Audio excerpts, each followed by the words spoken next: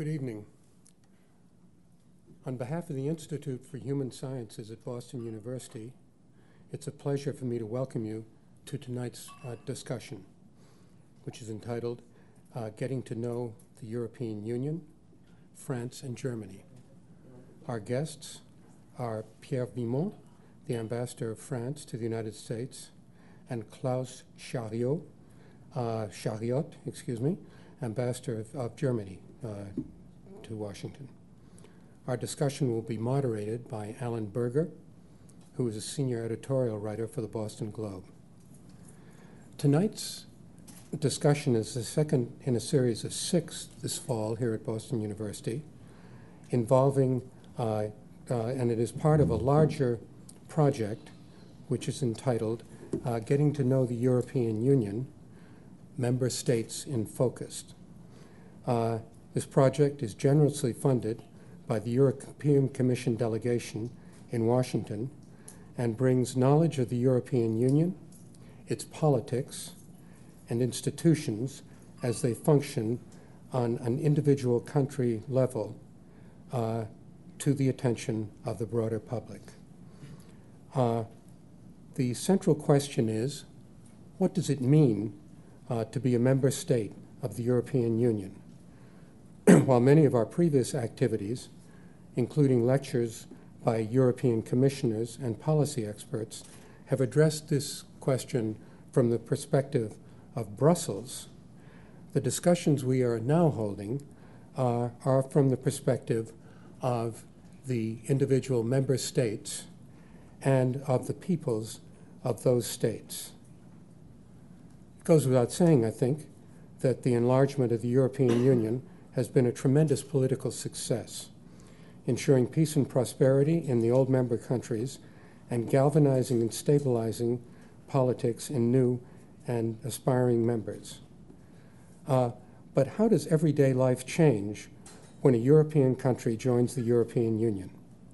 Do the social, economic, legal, and institutional frameworks of the EU reflect a common set of beliefs and ideas on the part of its citizens? How flexible are those frameworks, and how much diversity can they absorb? The project envisions the emergence of a global culture with a revitalized transatlantic partnership at its core. That's good news from the perspective of the United States and Canada and Mexico and many others as I think about this, so I'll stop. In this regard, it furthers the Institute's mission of improving transatlantic relations and increasing understanding across the Atlantic. Tonight, the focus is on France and Germany, both, of course, founding members of the European Union and its predecessor institutions. I'll now just read both brief biographic sketches before asking Ambassador Vimont to begin the discussion. Pierre Vimont was promoted Ambassador of France to the United States, was appointed Ambassador of France to the United States by President Nicolas Sarkozy on August 1st, 2007. Mr. Vimont joined the Foreign Service of his country in 1977 and was posted in London from 1978 to 1981. He spent the next 4 years with the Press and Information Office at the Quai d'Orsay. From 1985 to 86, he was seconded to the Institute for East-West Security in New York. He then returned to Europe, and specifically to Brussels, where he held a variety of appointments, including Deputy Director General of the Cultural, Scientific, and Technical Relations Department in the EU from 1996 to 1997, and then Director of European Cooperation from 1997 to 1999. He was appointed Ambassador and Permanent Representative of France to the European Union from 1999 to 2002, and until August, he served, he was Chief of Staff for the Minister of Foreign Affairs. Klaus Scharioth served as State Secretary in the German Federal Office in Berlin from November 2002 until March 2006, prior to becoming Germany's ambassador to the United States. He entered the German Foreign Service in 1976 and has held positions at the German Embassy in Quito and the German Permanent Mission to the United Nations. In Berlin, prior to that, in Berlin, he served as political director and head of the Political Directorate General from 1999 to 2002, and head of the International Security and North American Directorate from 1998 to 1999. He was also head of the Defense and Security Policy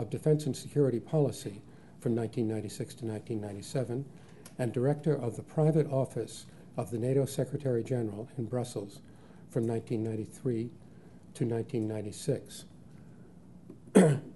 I do want to say that I teach a course in the practice and process of American foreign policy, and I have always said, particularly given the places which I served, which were quite distant from Paris and London and other such nice places, that there is no more fascinating and multifaceted city to serve in the world, in my almost certainly biased opinion, than Washington. There are so many things that these gentlemen need to keep track of, so many different people and institutions to know and understand, that they are truly blessed.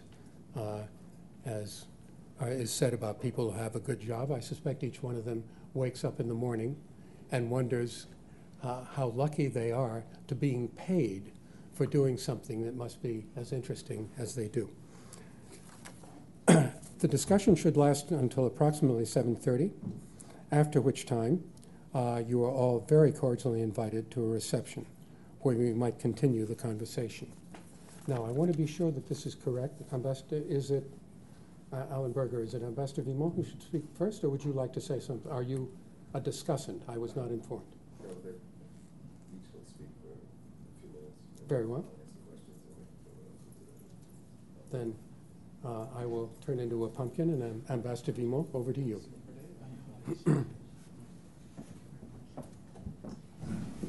Thank you very much, Ambassador. I feel a bit frightened by what you just said about waking every morning. So many things.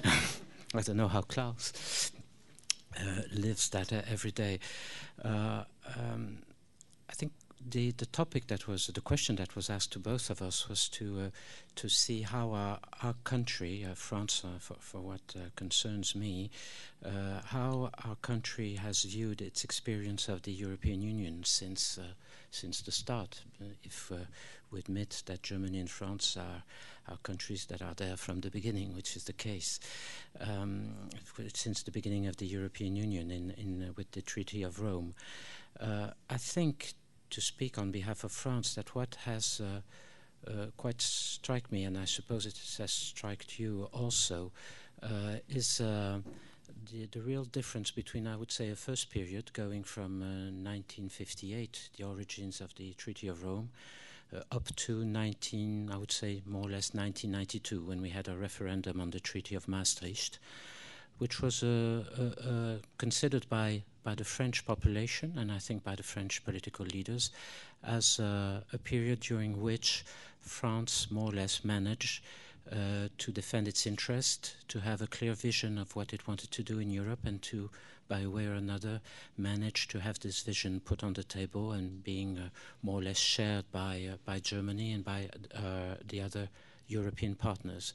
And there is a second period starting after Maastricht, which is, I would say, a more gloomy period for France, a period of uncertainty, of interrogation, of perplexity about what was going on in Europe and about its future. And I think this is something that is very interesting. And of course, this second period resulted in a new referendum that we had on the draft constitutional treaty. It took place in May 2005. And that referendum came out with a negative result, more than 55% of French public opinion voting against the treaty, which in other words was also to some extent voting against the present state of the European construction, because it was very much something of that sort. And for those of us, because I was among those who worked very hardly on the first referendum, the Maastricht referendum, where the yes won, but with a very small margin, 51 against 49, we all knew at that time that things were becoming much more difficult, and that there was a growing uneasiness in our country about Europe. How do you explain this change? And I'll go briefly about 2 or 3 concrete observations in order not to be too long. I think if you look at the first period, it was a sort of miracle. It was a time during which we managed to have economic prosperity with this very interesting bargain that the 2 main countries did together, France managing to protect its agriculture, and Germany getting an agreement on opening the frontiers, opening the markets for its industry. And this balance bargain went on rather well and was very helpful for both our countries and all our other partners, the 6 of us that were there at the beginning. It was also a time where the institutions were working rather well. France likes to say that because, in fact, those institutions were very much organized along what we liked in France, with heavy leadership, a lot of centralization to a large extent. So we thought that the institutions were more or less along the image of France, and we liked that period very much, of course. It was also a time when we thought that the membership was more or less all right, even if we went from 6 to 9 and then to 10, and I would say 12 in 1992. We had the impression that this was still a club more or less manageable, more or less acceptable to everybody. And if you look also at another item that became more and more important at that time, the monetary union, it was also a time when we slowly managed, mostly with Germany, to organize what was first called the monetary snake, then the European Monetary Union, that slowly emerged as helping us to get as stable monetary system as possible. So those were rather good times. We decided to be more ambitious. We went for the Maastricht Treaty. It was sort of the peak of what we thought could be done in Europe, and this is why, even if they started to have some misgivings about Europe inside France, Europe still seemed to be on course and on track. Afterwards, everything has changed, and for the French public opinion, it has appeared as Europe was not at all fitting anymore with what we thought were our interests, and was slowly getting out of hand for, I would say, France's influence. Look at the numbers, of course. We have gone from 12 to 15, and now with 27, with more to come. And in France, one has to admit, in spite of what Ambassador Obama said, very rightly so, that we all know that enlargement has been a success, and for the countries that have come into Europe, it has brought them prosperity, stability. They've gone out of for many of them, out of a terrible period of violence or of difficulty. The fact is that in France, enlargement hasn't been perceived as such. It has been perceived as a slowly evolution of the nature of what we were thinking of doing among Europeans, and of a system that is evolving to something quite different, whose nature we don't know exactly, we can't exactly detect, and whose future seems to us rather complicated. Institution, second point. Since Maastricht, we have gone through, in less than 10 years, or let's say in 10 years, we have gone through 3 different treaties, three different institutional reforms. That is clear evidence that we're still not very happy with the kind of institutional balance we have, and that there's a lot of more work to do. Economic side. We have gone through a period where, instead of enjoying this monetary stability that we have got the impression that Brussels, the Commission, our partners, when more and more on our back, trying to dictate to France what it should do, getting rid of its imbalance in public finances, trying to put pressure on the economic policy that we're going through. And this has been perceived as a sort of intrusion in our political life, in our political decisions, economic decisions, that has been looked at and perceived with more and more uneasiness, if not to say anger and even refusal. So you come out in the end with 55% of French people voting against the referendum, and you find yourself caught in great difficulties as we have been going through the last 2 years. How do you explain this present situation and this change of mood that has been so surprising in France to some extent, even if it has grown up slowly and has been growing on time and time again? I suppose for 2 or 3 reasons. There may be much more, but I'll just give 2 or 3. The first one, I think, is enlargement, because, as I was saying previously, the Europe that we have built on it in the first stage was a Europe definitely tailor-made for a limited number of countries. And as we went on, growing up to 27, and once again maybe more in the future, we really have to change not only the institution, but certainly the way and the method of work that we have together. Never forget that in Brussels, you have heard a lot about that.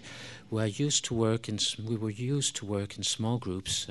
The meeting of permanent representative is a sort of club. During a long time, we were 6, 9, 10, 12, not more. Now, when you are 27 around the table, it becomes a very difficult meeting to manage on the everyday work, and this has totally changed the spirit of what we were doing in Brussels. I'm not complaining about that. It's a fact, and it's a good fact to a large extent, because once again, I think enlargement was a success and is still a success. But we haven't, I would say, sized the reality of this new balance of power that we have in Brussels, and certainly the French population has felt that this was something getting out of hand and that we were not really trying to find the right solution to this new situation. But above enlargement, and I think this is very important, one of the other reasons why France was not easy and was not happy with what was going on in Brussels is that I think it has to do with global economy. Europe was sold to the French people in 1992. This was one of the great slogans of the Maastricht referendum. Europe was sold to the French as a system that would protect the French people against global economy. The global economy being felt as a threat and as a danger for the French way of life, our economy, French cheese, wine, etc., you name it. Everything in the global economy was looked at and perceived in France as a danger. And the truth is that Europe was not made for that, and Europe didn't manage to protect the French population against a global economy. In fact, what Europe did was forcing us and putting pressure on France to adapt itself to the global economy. And this is what we did, because we have done that in air transports, in agriculture, in many other fields. There has been many success. But we have done it, I would say, in the worst possible way. We have done it under pressure, having the impression that we were forced on going along that path without wanting to do it. And a lot of criticism has grown up in France against Brussels, Brussels being seen and observed as a sort of avant-garde for the global economy. So this is where we are at the moment, and in fact we are today at crossroads. I won't go into what we should look at the future. Maybe I'll go back to this when we debate the situation. But let me just tell you that what we feel now today in France, and what our new president, Nicolas Sarkozy, feels very much in France, is that if we want to go ahead with European construction, and there is no doubt that France wants to go ahead, if we want to get rid of the criticism and and I would say the bad feelings that have grown up in France against Europe, we have to look again at really what the vision and the kind of Europe we want to build in the future. And this is one of the reasons why Nicolas Sarkozy has asked for a wise men committee that could look at what should be Europe in the 20 to 30 years ahead. What kind of objective, what kind of goals do we have in the economic field, in the political field, in the foreign policy field? Maybe what kind of institutional balance we should look at in the future? What kind of common policies we should try to get in agriculture, in transports, in regional policy, etc. We think that there's a lot of work on the table for all of us, and that we are only at the beginning, I would say, of a new phase in the European construction that has to adapt to the reality of today. To end my too long comments, and I apologize to you, I would say that to many extents, this is what I find very interesting always in the European construction, is that what has happened during those 50 years between Europe and France was that it showed two things: a genuine problem that France had with Europe as it was building up and as France was trying to see the new kind of Europe it wants to build. But I suppose it showed a lot about France's own problem and the difficulties that France had to adapt itself to global economy that was considered by France, as I told you before, as something that was going against French interest.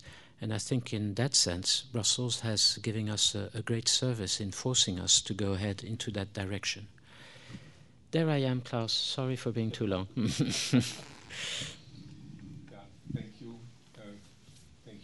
Being here, and thank you for inviting me again. I have good memories of last year when I was here together with my Polish friend and colleague Janusz Reiter, and it's good that you have invited me again, so I'm not I didn't do too many wrong things last year, and it's a particular pleasure to be here with Pierre because, as you can imagine, Germany and France do many things together, and also here in Washington and in the United States. So I'm pleased to be here together with you, Pierre, and thank you for inviting me. Let me just come back to what Pierre just called the vision, because I think if we want to understand not only Europe, but also why Europe on balance has been, looked at it with German eyes, a success, is the vision that was at the very beginning. The vision of men like Robert Schuman, like Jean Monnet, like Konrad Adenauer or de Gasperi, who said we have to put an end to a phase in European history, which might have been very interesting, but which was also marked by numerous and endless wars. If we just take our two countries, between 1648 and 1945, between Germany and France, there were 23 wars. 23 wars in 300 years. And those people, they had the vision, they said we have to end this, we have to put an end to this balance of power approach where always some countries balance out others, and we have a new vision. We do politics by integration. We do politics by sitting around the table and stopping the clock when we can't agree, but not beginning to shoot. And I think it has been a huge success. I think at the core of it, of course, was the reconciliation between our two countries, the Élysée Treaty of 1963, 6 years after the European model began.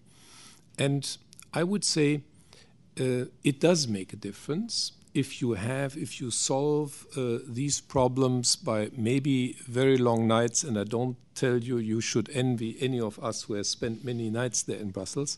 It's sometimes not very pleasant, but I think it's much preferable to what we had before.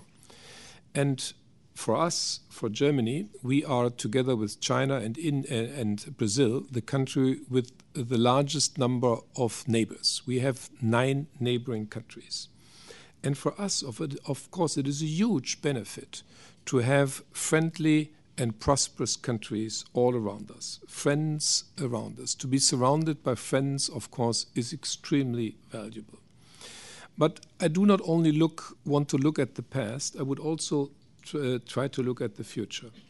And there I really must say, and this is from a German point of view, this is so that none of our countries, be it France, be it Germany, be it Luxembourg, be it Poland, none of us alone, I believe, is strong enough to defend our values and our interests in the future. I think if we want to have a say, what should be decided in the great councils of the world, I think we have to pool our resources, we have to join forces, and we have to act together. And that, of course, was also one of the ideas in 1957, why we went together, because we, I think, have only a real say in world politics if we join forces.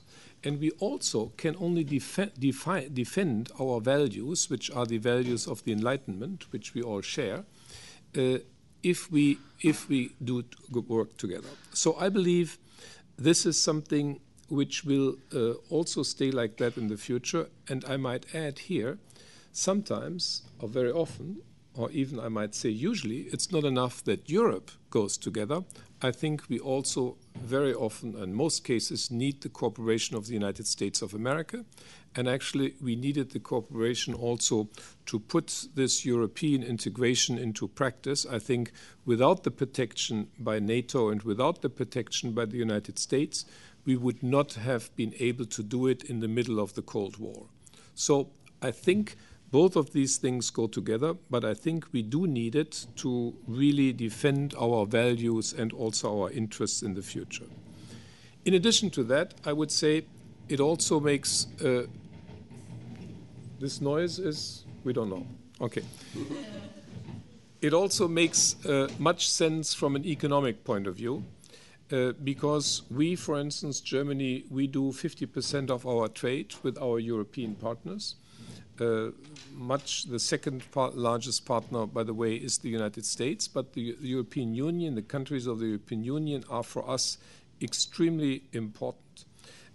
We, as I said already, have, of course, an interest to have prosperous countries in our neighborhood. That makes for good relationship. We also think that to have a common currency, as we have now the euro, is an advantage, not only because it really defines an identity of Europeans. I think it also makes economic sense, and I think it's quite symbolic that on one hand we have one side of the currency is the same in each country, and the other side is different in each of the 27, or right now it's only 30 countries who participate in each of the 13 countries. So it shows you that we have one common goal, one common aim, but we have also different national cultures, different languages, and all of that. Now, enlargement. I think, and I very much agree with the introduction, I believe it is really the most successful project of peaceful change ever. I think it was not preordained that all the 27 countries who belong now to the European Union would be democracies.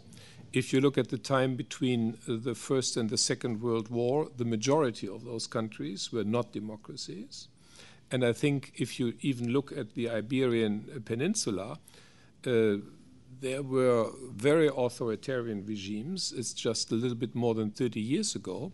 And I think without the help of the European Union, you could not be sure that even Spain and Portugal would today be the democracies, the model democracies there are. And you could also say the same about Central and Eastern Europe. So I think it is not only the most successful project of peaceful change ever, I think it was really without alternative, because I think you can't really continue this totally artificial separation right through Europe in a poor East and a rich West. I think you can't sustain that in the long run. So I really believe there was no political alternative from a moral, but also from a political and also from an economic point of view to enlarging the European Union. But, and here I very much agree with you, Pierre, I think what we have to do, and where we really have to do our homework now, is deepening integration at the same time. Because, you see, Pierre, just like myself, we have set numerous long hours in Brussels at the various committees and whatever, councils, whatsoever. You see, in the old days, there was a small round table, and the person most distant was about this distance here, like the first row. And you could see the person in the eye, you could discuss, you could get a deal, at the table. Nowadays, you have 27 people. The room is much, much bigger than this one. I would say 2 or 3 times as big. And actually, each person has a television screen because you don't even know who is talking. You can't see the guy. You look in the television. You see who it is who is talking, but you don't see it in the room.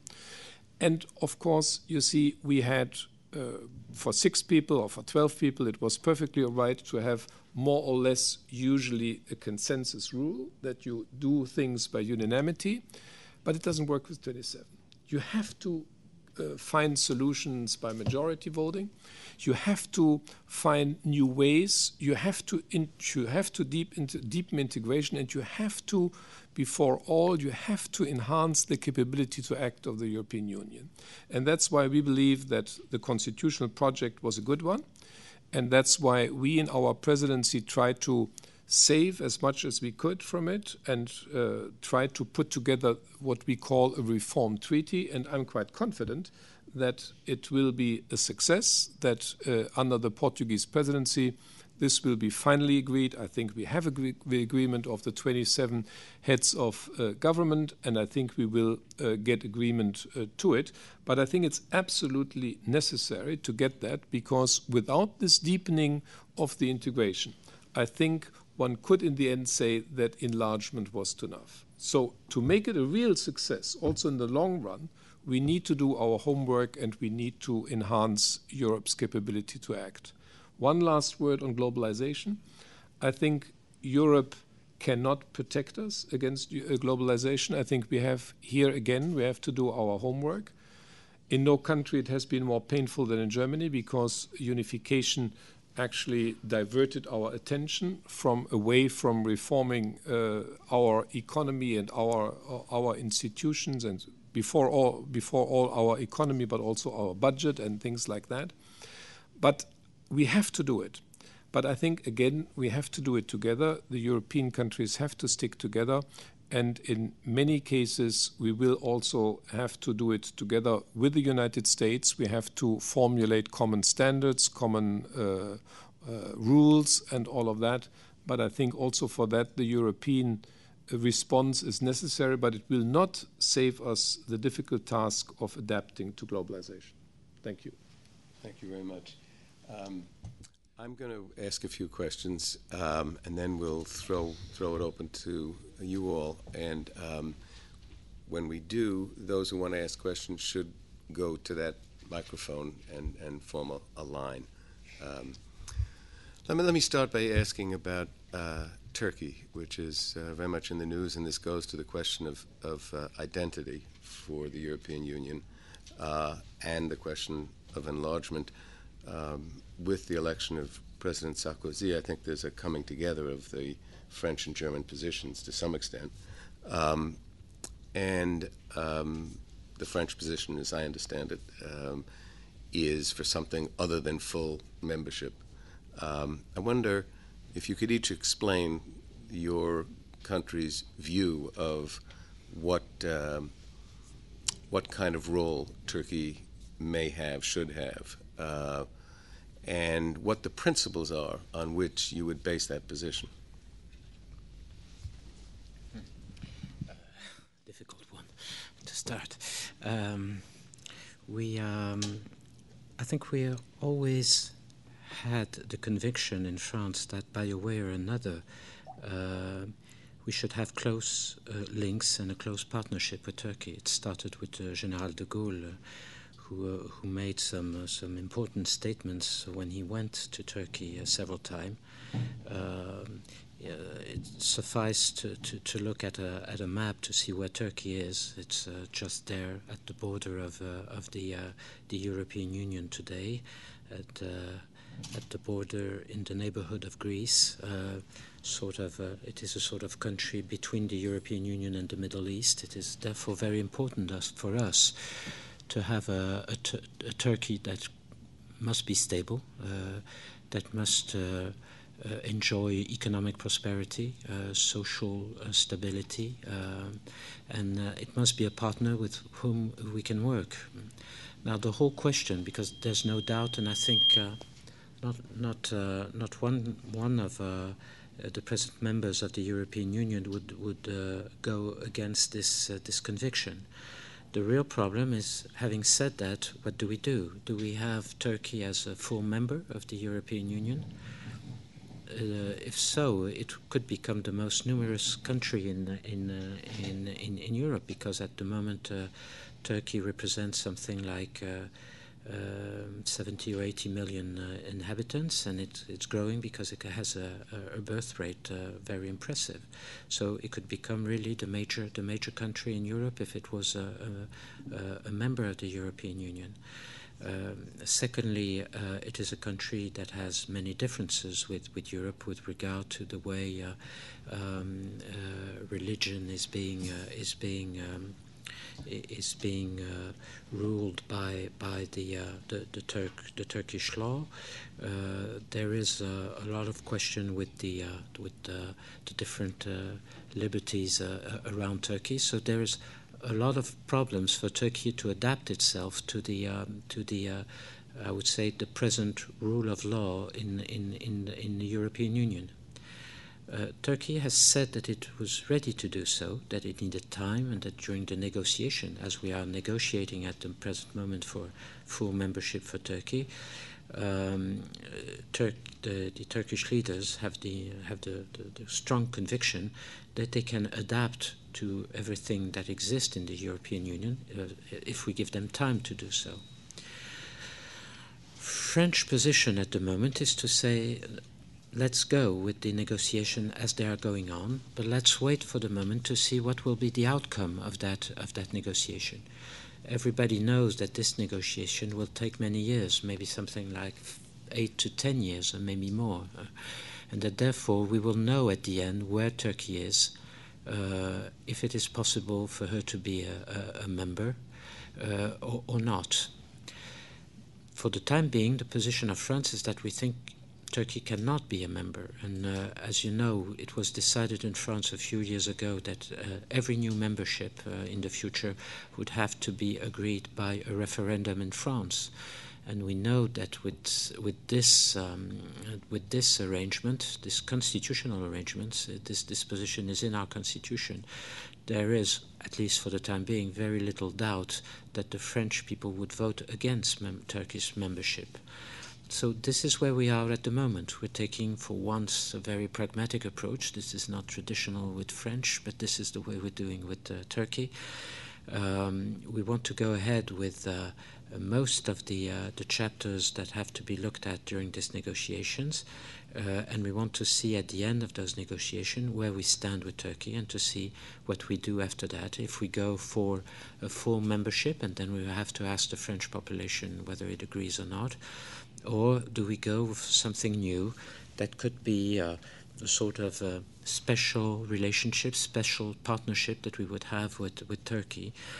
We think that we have to look at this possibility and an option of that kind, because we have other countries that are knocking at the door and with whom it is also going to be difficult to have them as full member inside the European Union. Think of Ukraine, think of Georgia, think of many other countries that want to come into the European Union and could bring with them major difficulties for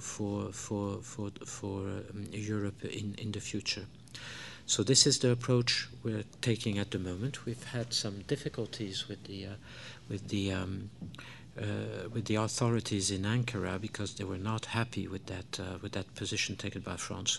We had a lot of discussions with them very recently. Our foreign minister was in Turkey 2 days ago. Our president had a meeting with the Turkish prime minister in New York about 10 days ago, and we are slowly, but I think surely, finding some sort of compromise to go along the path I was just explaining to you. Let's keep on track with the negotiations. Let's go on, and we will see in a few years' time where we are and what we do. Germany and Turkey have always had very close and good relations. We actually believe that we have a very strong interest in reforms taking place in Turkey. And we have also an interest in having a very good relationship between Europe and Turkey because Turkey is in a strategic position. It's a Muslim country. It's a secular Muslim country. And it's a Muslim country which is moving more and more towards full democracy and the rule of law. Now, the position towards Europe has to do with many facts. First of all, the European Union began talking with Turkey in 1963, and it has been a long-standing relationship. But I already told you that what keeps the European Union together is not a language. We actually have 23 official languages, 23 official languages. Any law passed in Brussels has to be translated in 23 different languages because neither Pierre will get up French nor I will get up German as a language. So we have 23 of those. We have 27 cultures. So the only thing which binds us, the European Union, together is these values. It's the values of the Enlightenment, and is what we call the Copenhagen criteria, because in the early 90s, some people from all member states got together in Copenhagen and put together what these criteria are. You see, the criteria of the Enlightenment are democracy, freedom, human rights, rule of law, minority protection, freedom of the press, freedom of religion, all these things which you all know because they're the same things as you have in your constitution. And now the treaty is very clear. Or the situation is very clear. You can become a member of the European Union only if you are a European country, that means have territory in Europe. So Chile is out, Argentina is out, no chance. Even Mexico is out for us. And second, you have to fulfill the Copenhagen criteria. And not only in theory. You just can't write a nice constitution and say, now I follow all your beautiful recipes. You have to do it in practice. And that is the key test. The key test is if a country not only puts law on the book, which say, okay, we have religious freedom and we have minority protection and we have rule of law, but in practice it has to have a functioning judicial system, and these concepts of the Enlightenment have to be put in practice because it is the only thing which keeps us together. And therefore, there can be no rebate. So for us, the answer is slightly different. For us, Germany, the answer is if Turkey does fulfill all these things, Turkey can become a member. If she doesn't, she can't. There's no rebate. There is no saying Turkey is different than the other members. Turkey is in exactly the same position as other European countries. If they fulfill those conditions, and of course, if the other European countries agree, this is always a condition, then they can be a country. But I repeat, there is no rebate. You can't say, now because it's Turkey, we make it easier for you, and you don't really have to implement, let's say, religious freedom in the eastern part of your country. So it is something, and even President Erdogan, he agreed when we talked about it, he agreed it will take at least 10 years. I think it is something which we should continue to press for. We need reformers in Turkey to do their homework. I'm very glad that the negotiations about acceptance go on. They continue, but they will last a long time. It will take a long time. It will take a lot of effort. But I think, and that is the decisive thing from our point of view, it depends on Turkey. If Turkey is in a position to make these reforms, to implement reforms, and also ready to give up the sovereignty, which we all have given up, then I think they have a chance. I want to ask a question about something that is crucial to further integration of the European Union, which is the matter of a common unitary foreign policy. Aside from the institutional questions, President Sarkozy is in Moscow, and he's made some fairly strong statements that he intends to ask President Putin to cooperate on sanctions on Iran. He wants strong sanctions so that there's no military option. And there are shades of difference in the European countries, including the ones that have been engaged in negotiations with Iran. I saw something in Der Spiegel that a German minister said that we Germans have, in fact, complied with the sanctions. We've made sacrifices. Both the French and the Americans don't really, and the Italians, that they go on using front companies and doing business with Iran. The question is, how practical is it that you can really have a common foreign policy when you still have the different national interests at play and then the different views of different governments? You're right. It can be difficult, and we have seen in the past those all these efforts that we have been trying to succeed on and with foreign policy. Those efforts sometimes not being rewarded. I mean, Klaus, having been for a long time a political director, knows that better than anybody. But look at the same time how we've managed to work a small group of Europeans together on Kosovo, how we're trying to do it on Iran.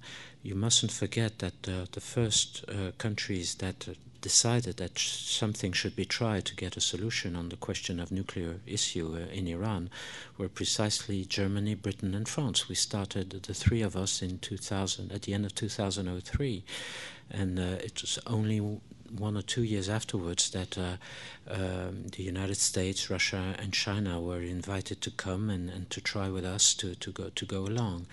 So, talking more precisely about Iran, I think we all agree on the need to use as much pressure with economic sanctions as possible. I don't think there is much doubt about that, and whatever one may say and whatever the difference of interest we may have, we all know that we have something like, nobody knows exactly, but let's say a few more months or a few more years before Iran, if nothing is done, will be very near the threshold of nuclear military capacity. And if we are there, then we'll be facing a very, very difficult decision to take, whether to accept Iran having the military capacity in the nuclear field or refusing it, and then how do we refuse Iran a capacity where, as it is quite near it. So the path of economic sanction is for the time being the only one we have. We have proposed dialogue to Tehran for now nearly 3 or 4 years, and they haven't. In fact, they have refused. We have put many proposals on the table for nuclear cooperation, high technology cooperation, strategic dialogue with them on all the issues they would want to discuss, and we've never had any real answer to that. So we really have to put pressure on them with economic sanctions. Mind you, Russians are not saying that they don't want sanctions, and maybe they have accepted the first 2 series of sanctions we have taken, and they may be even ready to go for another round of sanctions. What they are asking for is for more time to see whether the Iranians are starting to understand the pressure being put on them and ready maybe to start in a sort of a dialogue, mostly with the agency, the International Agency for Atomic Energy, and also with the efforts being made by Javier Solana to start real political negotiation on the question of the suspension of an enrichment process. So the Russians are not saying no, the Chinese are not saying we refuse a new round of sanctions. They're just asking for some time to see how things are going on. We think that we mustn't lose too much time, and that time is a very precious and scarce resource, and that we have to go as quickly as possible to put more pressure on Tehran. This is maybe where the difference lies.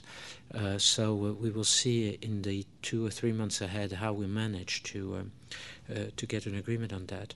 But just ending there and coming back to your question, I don't think there is much difference of interest in what have been said here and there by some economic leaders or some head of corporation.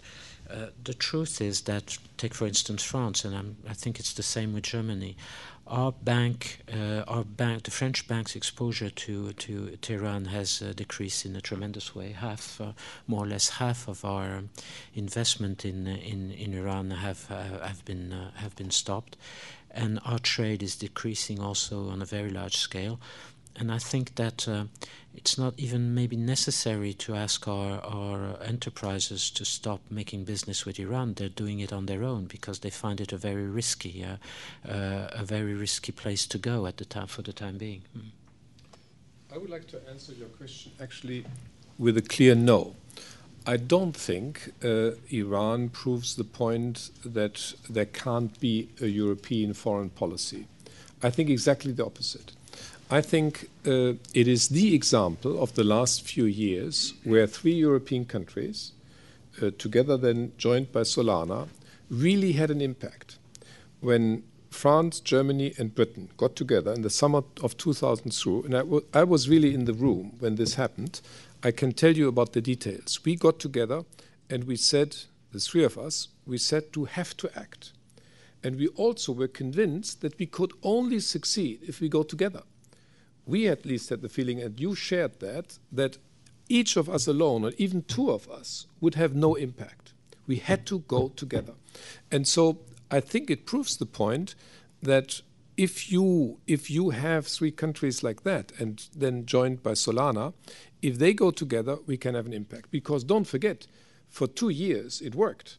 For 2 years, Iran suspended all enrichment and all reprocessing. That means all those activities which can lead to nuclear weapons technology, so which made it possible that they could acquire a nuclear weapon capability. It did not work then after the summer of 2002 when Iran got a different government, actually, and Ahmadinejad made quite totally unacceptable utterances. And when they stopped their suspension, actually, we then were fortunate enough to also get the United States and Russia and China on board. And I think this, again, proves, and I think the Iranians were shocked when we in the IAEA Board of Governors, when we got India, when we got Brazil, when we got Argentina, South Africa, Indonesia, all voting against Iran. You see, you have to understand that in the non-aligned world, there basically is a lot of sympathy for the position of Iran because they say, why shouldn't we have nuclear weapons if others have? Why shouldn't we just do it? But we believe, and I think we are not, I know that we are joined by all our friends, we believe it would be a disaster if Iran would have a nuclear weapon, and that's why we insisted so much. But I think it's basically quite a success what we did achieve because, you see, as I said, there is a lot of sympathy for the basic position of Iran that nuclear weapons should be something for everybody, not just for 5 countries or 8 countries. And so I think they were quite impressed when we got all the other non-aligned countries to vote with us. And therefore, I believe that the 2 latest resolutions in the UN Security Council, 1737 and 1747, were a huge success. Because not only Russia and China and, of course, the United States voted with us, but everybody. It was by consensus. And on September 28, we actually got the Chinese foreign minister to agree with the 4 of us that they would continue on this path in the Security Council. They, of course, also thought it would be good if Solana could continue his talks with el-Baradei, but this path to more sanctions in the Security Council is agreed. And I would really say that so far we have been not unsuccessful. I think if we really want to impress the leadership in Iran, and it's not Ahmadinejad who calls the shots, it's the religious leader. And if we really want to impress him, we can only impress him by being united. And I think so far, in the last few years, we have done quite a good job. And so I would say it proves exactly the opposite. It proves the point that if we act together, we can achieve something. Just add one point, because I think Klaus is very right. With this on this topic, we have shown what I was trying to say at the beginning, that we have to invent new working methods. We have there a very good example of the fact that foreign policy in the European Union can be worked by a small group of countries. Here it is 3 countries. On other instances, it can be 4 or 5. The others who are not participating in the group are represented to a large extent by Javier Solana, who is here for the whole of the European Union. And therefore, we find more flexibility and a capacity to work quickly. And this is something that we couldn't do if we should have all the time the 27 of us around the table, as Klaus was saying previously. So we are inventing those kind of methods as we go along in a rather pragmatic way, and I think that you're going to see more and more of that kind of European method as we go along. If I might also add one word. I think in this case it was also, excuse me for saying that, was also important that Germany was part of the 6. Because we are the only non-nuclear country. And I think we could, with conviction, tell the Iranians, look at us. We didn't fare that badly without nuclear weapons. And you all know that Germany has, in a treaty, forgone nuclear weapons. We have said we don't want nuclear weapons. And therefore, I think it added to the weight of the argument of others that also, already in the beginning, in the early group of 3, there was one non-nuclear weapons country. Because we could tell them, you see, they always were concerned. They said, I remember the first discussions when they said, the status, and we need it, and why shouldn't we? And we said, look at us. We did okay, Don't worry. You will survive without them. Thank you. I think now we'll take questions from the audience. So those of you who have questions, just go to the microphone on that side, and I'll call on you. Yes. Hello. 2 unrelated questions for Monsieur Vimont. Your position, representing your government's position on Turkey, seems to me there is a contradiction, or at least bewildering position, because 2 years ago in October, in fact, the European Union officially agreed to have Turkey as a full-fledged member if and once they meet all the conditions. There was absolutely no implication that they might fail or they might, in fact, be associate members or something else. What your report seems to imply, in fact, that although they might fulfill all the conditions, still they may not be full members. It seems to me that's a very, I think, debilitating position to take, which will probably push Turkey in the wrong direction. Unrelated questions on the question of Iran. I would like to understand, particularly in view of Ambassador Scharioth and the values of the European Union. What is the moral authority? And in the end, in international politics, as we all know, moral authority is really what really counts. What is the moral authority and the legal authority which gives the European Union and individual countries, France particularly, with a strong position with your foreign minister, to say to Iran, you cannot have nuclear weapons, when Israel has nuclear weapons, Pakistan has nuclear weapons. If the question is one of regimes, it seems to me Pakistan is hardly, let's say, a symbol of democracy and enlightenment values, et cetera, et cetera, et cetera. So I really like to know, and I ask this really naively, but I'm very curious. What is the moral authority that gives us, Europeans, Americans, this righteous view that Iran must not have nuclear weapons? Is it their regime? Is it something else? Thank you. I think it's my phone behind, I'm sorry. It must be Nicolas Sarkozy who's calling me, saying, don't answer that question. Maybe put him on. I'll try later on. I'm not very good with new technology. Coming maybe by your second question and leaving it to Klaus to add something, never forget that the Iran's position with regard to the non-proliferation treaty is different from some of the countries you named. Iran has signed the non-proliferation treaty. That means that it has taken the commitment that it was not going for nuclear military capacity.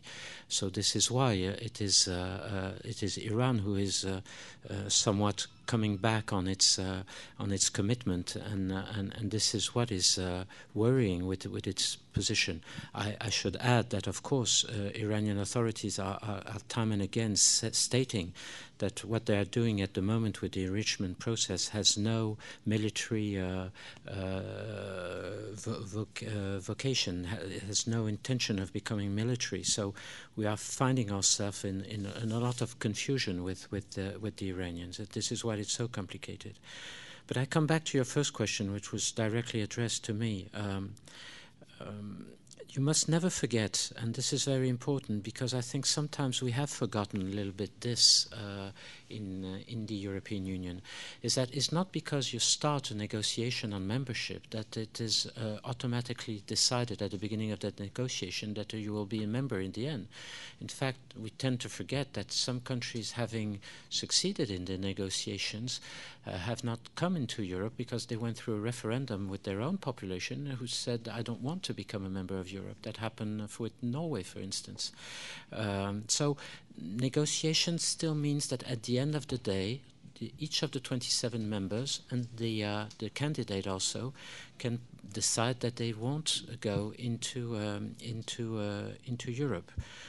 The second thing, and I'll be very frank and honest with you, is that in France there has been a difference in the last 2 years. We have a new president, and he went through a very lively and very interesting electoral campaign. Never forget, and even the French people were surprised, we had a turnout of 85% of the French electorate who went to the polls in the 2 rounds. And so Nicolas Sarkozy has the clear impression that he understands what our public opinion thinks about Turkey. And in fact, we had many opinion polls, and they are not very much in favor of that.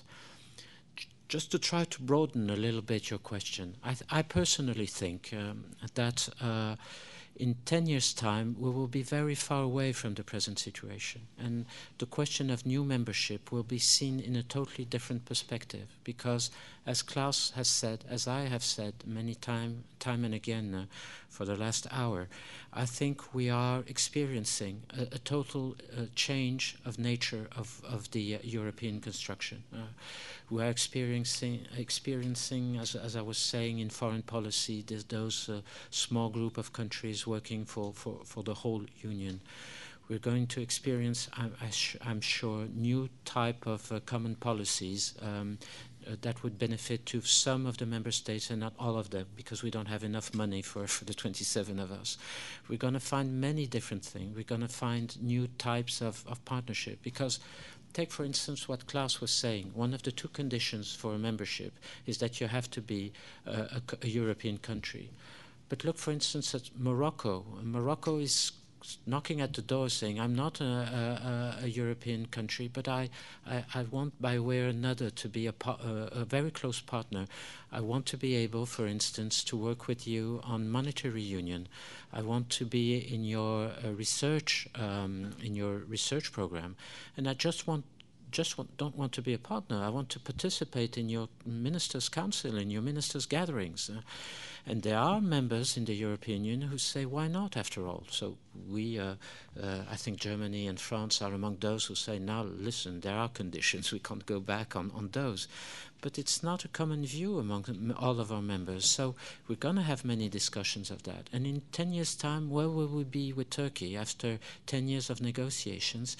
I don't know, frankly. And I think maybe we'll be very far away from the kind of problems we see today and the kind of difficulties we face today.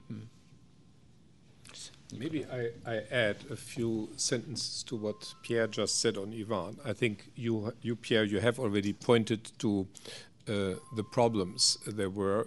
We all know that Iran cheated in many ways on their commitments. So there is some reason, or there was already in 2003, some reason to not believe what they said. But you see, the package which we were putting together in the summer of 2003 and which was basically first time accepted in October 2003 by Tehran was a package where we said, you have lost the confidence of the world. I think that was true. Now you have a choice. You can go it alone, or you could regain the confidence of the world.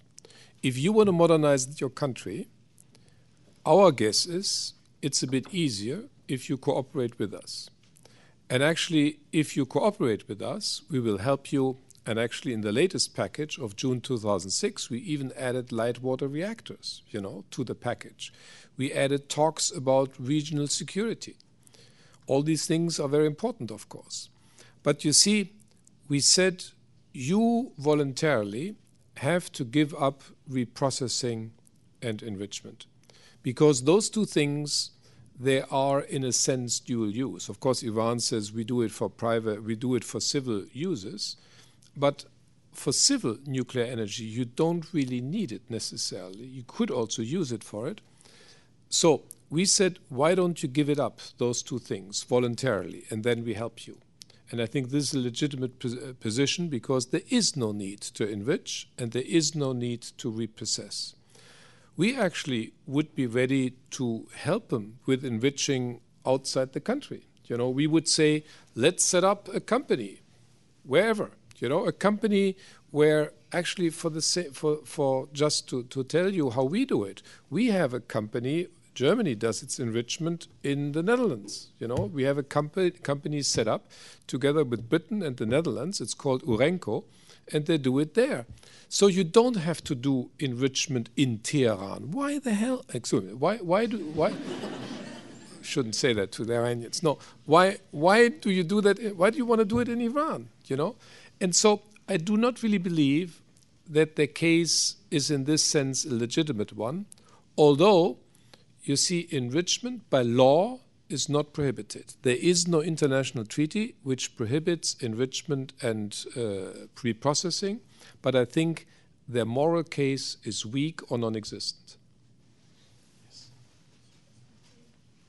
Kind of a less military view, but recently the Physics Nobel Prize was awarded to a collaboration of a Frenchman and a German. I was wondering if you think that this collaboration was because of the European Union, and if so, whether it would extend to other areas of life as well. I don't know about this particular case, how this joint program came out, but you have to know that research cooperation between the European countries has started at the early days of the European construction, and increased tremendously in the 80s. We had a new series of programs that was set up at that time, and there has been a lot of money that has been poured into those programs to help create European teams between several countries. So there has been tremendous work going on there, and is still going on there at the moment. because as you can imagine, if the European Union is not there on the lead on research and development, it will be nowhere in a few years' time in terms of economic growth and economic development. So that this is undoubtedly one of the most important common policies that we have built up during the years. We to some extent, I would say, for historical reason, Europe was built the wrong way, I would say, because of France. I must apologize. We started with the agriculture common policy. I mean, you don't start usually a federal construction by agriculture. You started by usually foreign policy, money, and eventually research, because those are really the major and most important thing. We started by farming because French had a very important farming sector, and we thought it was very important, and it was, as I was telling you previously, it was the kind of bargain we agreed among ourselves.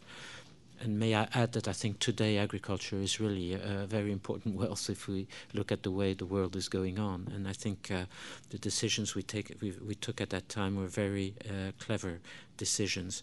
But we have added to that, as time has gone on, new policies, research, and we're going now into other direction, regional funds to help, the poorest part of the European Union to grow and to catch level with the others.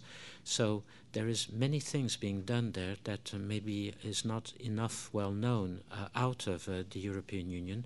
It takes us a lot of time, but it's the way we manage to integrate our economies together, and that is very important.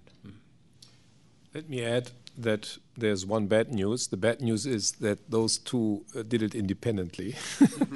So this was not a product of the European Union for once. I always like to take credit for the European Union, but in this case, unfortunately, you could find out easily, and therefore I don't try even. You could find easily that they worked independently. But I still concur very much with what Pierre said. I think it's absolutely essential that really also here we get our act together, and actually we are working on that all together, that we increase the amount of resources we spend on research and development. And I might add, we don't do it only on the EU level, we also do it on the national level. For instance, Germany now has decided to increase the money spent on research and development in the next few years to 3% of its GNP, because this is the essence. And you see, if we, all of us, Europe, want to be a player in the future, that's the only way. Now, I had the bad news about work being separate. The good news is that today another German won a Nobel Prize, and I don't know who's winning what tomorrow, but today it's no longer chemistry. Yesterday it was physics, today it's chemistry.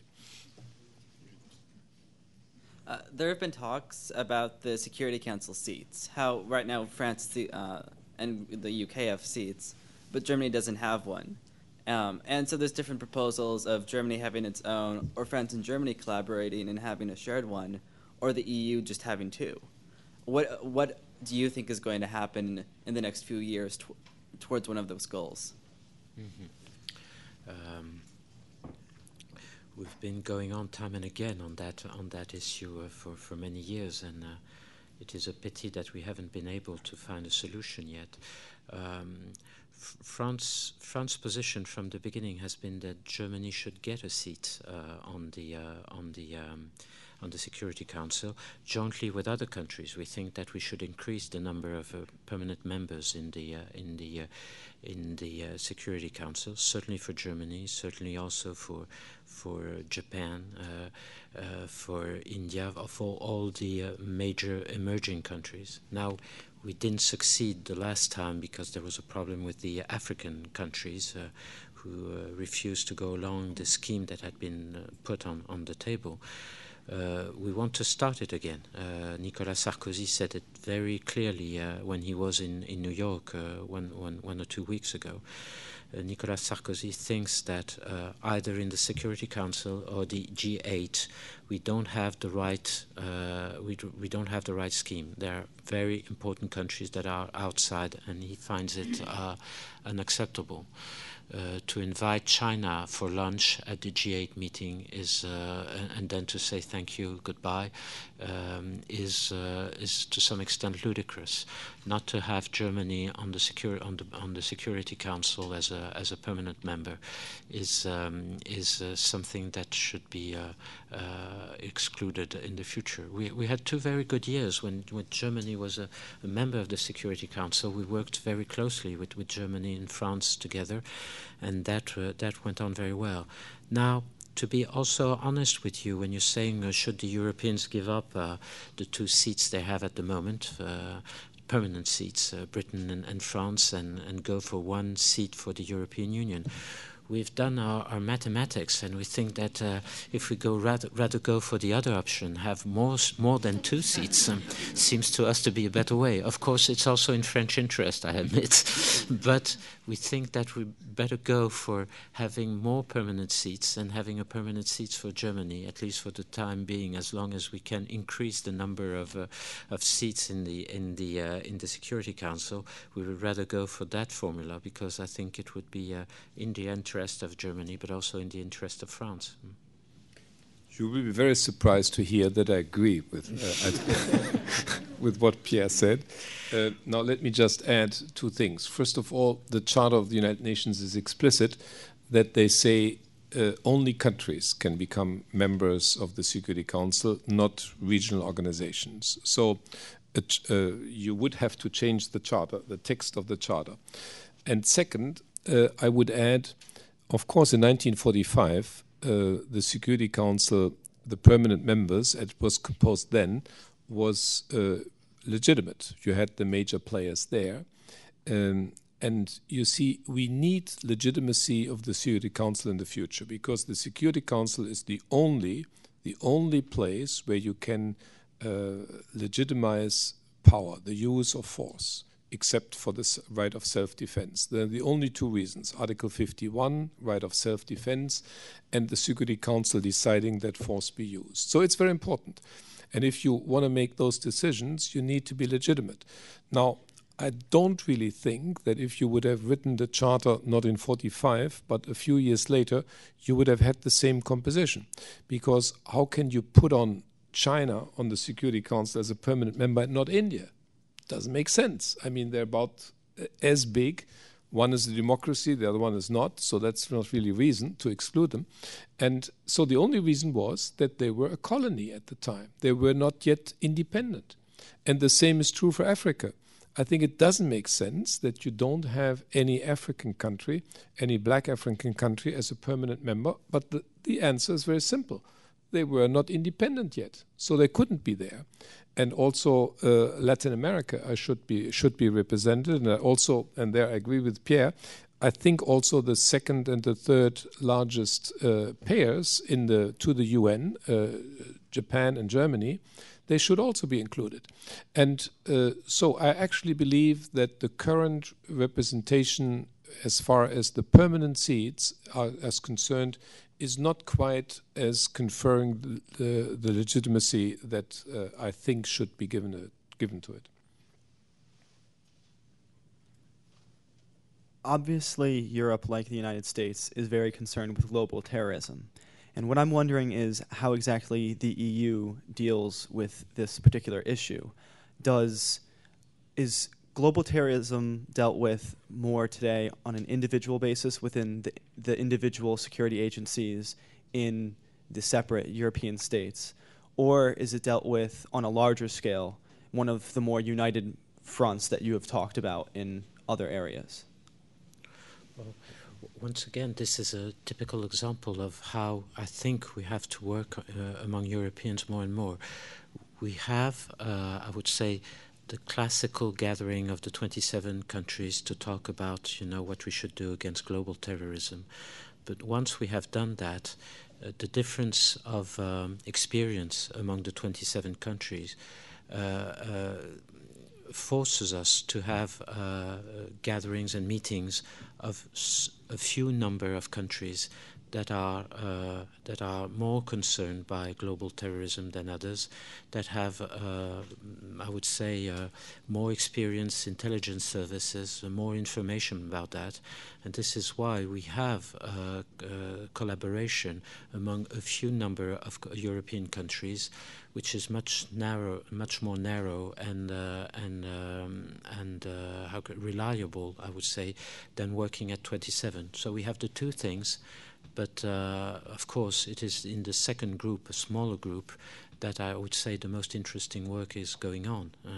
And going on, of course, at the same time with the United States here and with other foreign countries that could have some interest in that kind of work. But that kind of cooperation is going on very, I would say, as efficiently as possible for the time being. I might add that Pierre already has hinted at that we have this extremely close cooperation with our best and most important partners. And this goes beyond the European Union. This particularly includes the United States. We have, and this has increased after 9/11, we have after 9/11 in a small group of countries extremely close cooperation, which is really much closer than what people would think of. Hello. My question is regarding Palestinians' rights. And I would like to know, can we expect the European Union to have another policy towards the Palestinian rights than the American foreign policy? Because they are closer to the Middle East and they can see closer. We have a policy towards Palestinian rights now for many years. That started at the end of the 70s. We made important statements with regard to Palestine, and we have kept to that position since then. More recently, we had the problem of dealing with Hamas, and that is a problem that we have tried to deal with in the best way possible. But with the general question of Palestinian rights, in other words, the right for Palestinians to have at the same time as, of course, as Israel has the right to live in security, but for the Palestinian to live in a state, a viable state, secure and acceptable. This is a position we have taken many years ago and to which we stick more than ever. So we are in favor of all the peace processes that have appeared recently. We are trying to take part in those discussions and to help the Palestinians and Israel to find compromises and to go ahead. But this policy, we have defined it. I think the first major statement was in Venice around 1979 or something like that, which was one of a major cornerstone for our policy towards the Middle East. And since then, we have repeated time and again this position, and it is still there on the table for us. I might add, I totally agree with what Pierre just said. This Peace for Land is a very long tradition of all of us. We are deeply interested in peace in the Middle East. That's no surprise to anyone. But I think this, again, an example where it is clear that only if we work together can we succeed. I think only if the United States and Europe work together can we succeed. None of us is strong enough to really get results without the other. And actually, that's why the Quartet was founded, which consists of the United States, of Europe, of Russia, and of the United Nations. And I would say we need all four of them. We also need the Russians on board. We need the United Nations on board. But I think it is a perfect example of what we tend to say, that for practically all problems, you need multilateral approaches. There is almost no problem where you can have a unilateral way to achieve that. And I'm proud to say that the roadmap which maybe right now is a little bit more in the background, but is the agreed text of the quartet, I think it got a lot of impetus from Europe. I don't want to have bragging rights here, but I would say at least 50% came from Europe, if not more. So I really believe that we had, of late, an extremely close cooperation here between the European Union and the United States, and also Russia and the UN. And whenever work was tried beyond that, I think it tended not to be very successful. This will be the last question. As the world gets smaller and smaller, and we communicate via the internet and eBay, and the products of the various countries are sold among the world, whether there's going to be any type of court we have a world court for real serious issues, and we need to have that. But I'm thinking more in terms of consumers and people who purchase, if they can know that they're purchasing goods that are valid, and there will be a place to go if they end up getting junk.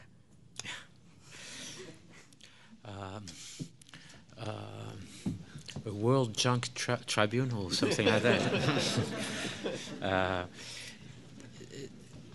It's an interesting point that you're putting on the table, because at what point, when we had difficulties between the European Union and the United States with regard to food security, we looked at the way our legal system was working on both sides of the Atlantic, and it was so different. It was amazing, because we have we have in the European Union the Commission that is working very, very closely, and we have in most of our states the possibility for the state to intervene and to go for stopping the kind of food, etc., and being very also very rigorous with regard to genetic production, etc. And quite often when we spoke with our American partners, the answer was it's for the consumers here in America to decide what they want to do, among other things, with genetic modified organism, etc., and MGOs. And we were quite astonished that it wasn't for the administration to make the first move as we go along. So I think there's still a lot of difference in the way we react to those kind of subjects, and I'm not sure we could go immediately for international court or something of that sort. Now, inside the European Union, we have our own bodies who supervise and who control as much as possible. You have WTO, of course, that goes along. You have the World Health Organization. So you have international bodies or regional bodies that deal with that. And I think for the time being, this is how we're going to go on and proceed with the topic you were discussing. I think you have touched on an important point, because even between America and Europe, even between true regions which are in many ways very, very close in our values and also in many of our interests, you have, and this will surprise you, but you have amazingly many differences in regulations. And we call it regulatory divergencies, which are totally stupid. I mean, you need different headlights for a car here than in Europe. You need different seat belts here than in Europe. You also have different rules for medicines, different rules. I don't say one of the other is better or worse, because I think at least I didn't die from taking an aspirin here, and you probably survived also taking aspirins in Germany. So they're both strict. But I think, of course, there are also cases where the differences make for very unsatisfactory situations for the consumer. And that's why we, under our presidency, we suggested to tackle this problem of regulatory divergencies between Europe and the United States. And actually, at the EU-US summit on April 30th here in Washington, there was an agreement signed, a framework agreement on transatlantic economic integration. And it actually tries to tackle the problem of the differences in regulations.